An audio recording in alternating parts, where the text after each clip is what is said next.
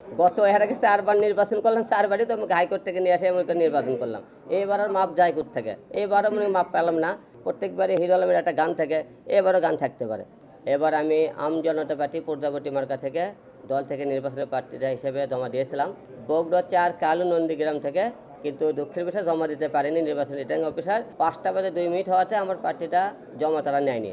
না নেওয়ার কারণে আমরা আজকে হাইকোর্টে রিট করেছিলাম। ওখানে রিট করে থেকে মনে করি আমাদের প্রার্থীটা জমা নেওয়ার জন্য হাইকোর্ট থেকে আমাদের আদেশ দিয়েছে। তাই আজকে আমরা এখানে নির্বাচন কমিশনে এখানে এসেছি। আমাদের প্রার্থীটা জানতে আজকে এখান থেকে নির্বাচন কমিশনে জমা দেবো।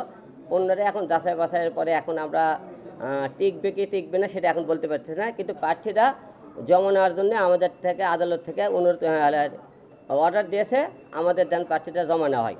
এই কারণে আজকে নির্বাচন কমিশনে এখানে আসা।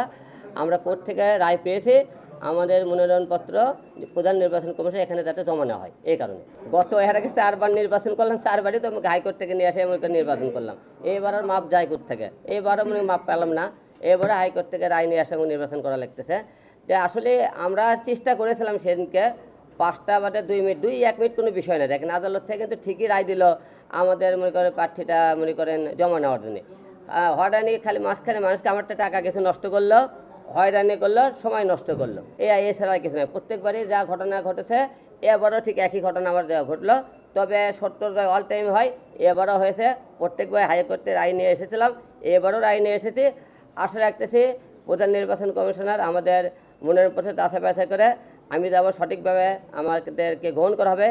আবার এর থেকে যদি আবারও মনে করেন এখান থেকে যাচাই বাছাই করে বাতিল করে আবারও হাইকোর্টে যাইতে হবে। আবারও তো বাতিল করে, কেবল তো এখান থেকে জমা নেওয়ার জন্য নিয়ে আসলাম।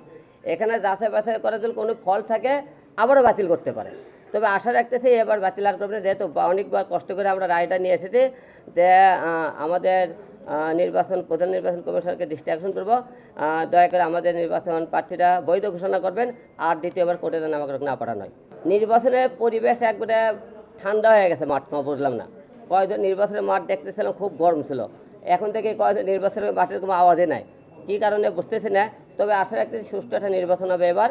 কারণ নির্বাচন অনেক বছর যারা নতুন ভোটার হয়েছে অনেক দিন ধরে তারা কিন্তু ভোট দিতে পারে না।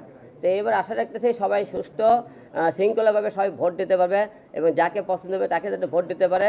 এবং সবচেয়ে ভোটে মনে করেন সহযোগিতা প্রধান নির্বাচন কমিশনার, পুলিশ প্রশাসন এবং সবার এবং সবচেয়ে বেশি মনে করেন এখানে এই সহযোগিতা দরকার। কারণ যেখানে নির্বাচনের হট্টগোল হবে সেখানে যদি আইন শৃঙ্খলা বাহিনী কোনো মামা খালু কোনো নেতা এবং কোনো দলের চিন্তা ভাবনা না করে, যাই সন্ত্রাসী বাহিনী হোক, যেখানে হামলা করা হোক সেখানে তাদেরকে মুখে সুষ্ঠু তদন্ত করে তাদেরকে বিচার করা হয়, তাহলে নির্বাচনের মাস আমি আশা রাখি সুষ্ঠু একটা নির্বাচন হবে। এর আগে তো আপনি 4 বার নির্বাচন করেছিলাম, বগুড়া 3 বার, ঢাকা 17 আসনে 1 বার। তবে সুষ্ঠু দেব, আপনারা সবাই জানেন আমি বগুড়ার যে 4 আসনে যে নির্বাচন করতেছি এই আসলে কিন্তু বিপুল ভোটে পাশ করেছিলাম, কিন্তু পাশ করার পরেও কিন্তু তারা আমাকে তারা গ্রহণ করেনি।